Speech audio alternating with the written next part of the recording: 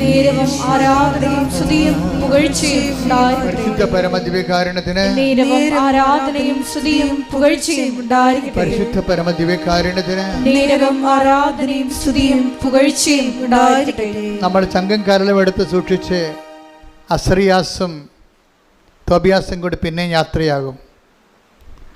അപ്പോഴവരെ പോകുന്ന വഴിക്ക് രാത്രിയാകുമ്പോൾ റഗ്വേൽ എന്നും പറഞ്ഞ ഒരാളിൻ്റെ വീട്ടിൽ കയറും. റഗ്വേൽ ബന്ധമുള്ള ആളാണ്, ചർച്ചക്കാരാ.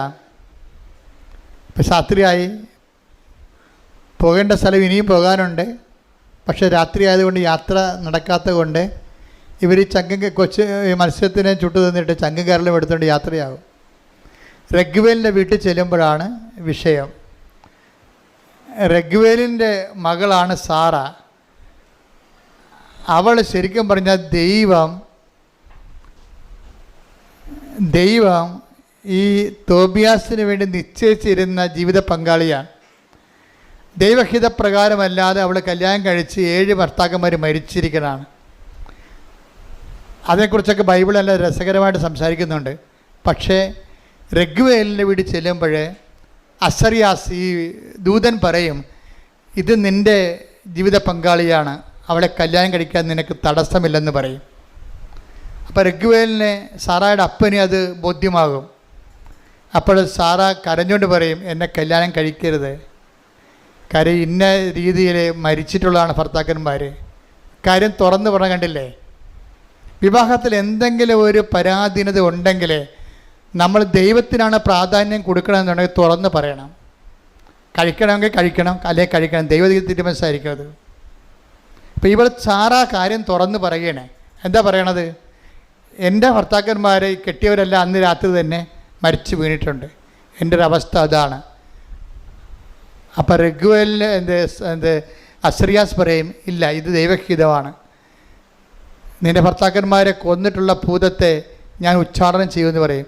എന്നിട്ട് അസറിയാസ് തോബിയാസിനോട് പറയും, കല്യാണ രാത്രിയിൽ നീ പിടിച്ച മത്സ്യത്തിൻ്റെ ചങ്കും കരലും എടുത്ത് ഇപ്പം നെരിപ്പോടിലിട്ട് പുകക്കാൻ പറയും. അത് പുകച്ച് കഴിയുമ്പോൾ ഈ ഭൂതം ഉച്ചാരണം ചെയ്യപ്പെടും. അതായത് എന്ത് തിന്മയുണ്ടെന്നുണ്ടെങ്കിലും കർത്താവിൽ നമ്മൾ വിശ്വസിക്കുന്ന വ്യക്തിയാണോ, ആ വ്യക്തിയെ സംബന്ധിച്ചിടത്തോളം ഒരു ബാധയും നിന്നെ ഏൽക്കുകയില്ല.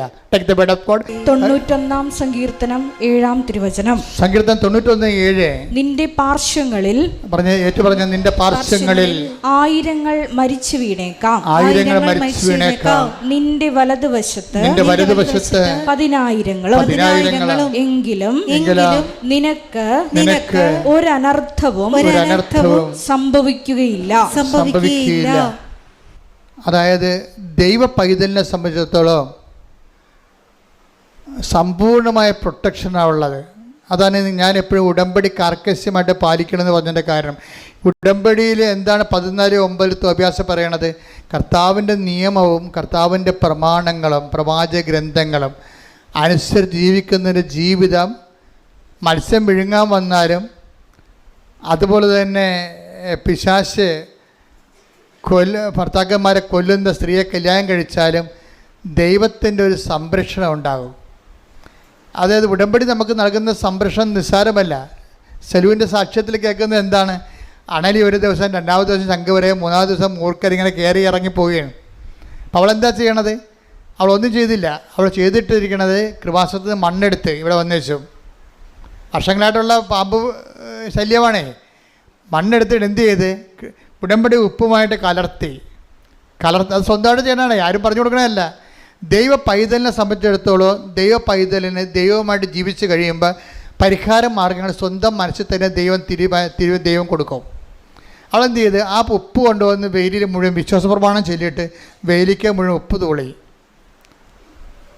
കാര്യത്തിൽ അവർക്ക് ആപ്പടെ 5 സെൻറ്റ് സ്ഥലമേ ഉള്ളൂ, ചുറ്റോടിയിട്ടുള്ള കാടാണ്.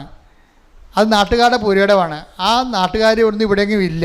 അപ്പോൾ അവരുടെ കാട് വെട്ടാനും പറയത്തില്ല. നമ്മളെ കയറി വെട്ടിയാൽ കേസും ആകും. പാമ്പാണെങ്കിൽ പാമ്പിന് പുരയിടത്തെക്കുറിച്ച് ഒരു ഐഡിയയും ഇല്ലാത്ത കാരണം പാമ്പ് ഇതിൻ്റെ പേരിൽ കാട്ടിൽ നിന്ന് കയറണ പോലെ നമ്മുടെ വീട്ടിൽ കയറി കൊണ്ടിരിക്കുകയാണ്. എന്തൊരു ഗതികെട്ട ജീവിതമാണെന്ന് നോക്കിയേ. അപ്പോൾ അവൾ ചെയ്തിരിക്കണത് എന്താണ്? അവൾ ഉടമ്പടി ജീവിച്ചിട്ട് മണ്ണ് വാരി കൊണ്ടുപോയിട്ട് ഉപ്പുമായിട്ട് കലർത്തിയിട്ട് വിശ്വാസ പ്രമാണം ചൊല്ലിയിട്ട് വെയിൽ 4 അതിരിനും വിശ്വാസ പ്രമാണം ചൊല്ലി ഇത് പ്ലേസ് ചെയ്യും. ഇതാണ് വിശ്വാസ പ്രയോഗം എന്ന് പറയുന്നത്. എന്നിട്ട് എന്ത് ചെയ്യും? ഉടമ്പടി തൈലം കൊണ്ടുവന്നിട്ട് ഇരുമ്പ് ഗേറ്റിൻ്റെ ഒരു കുരിശിടും.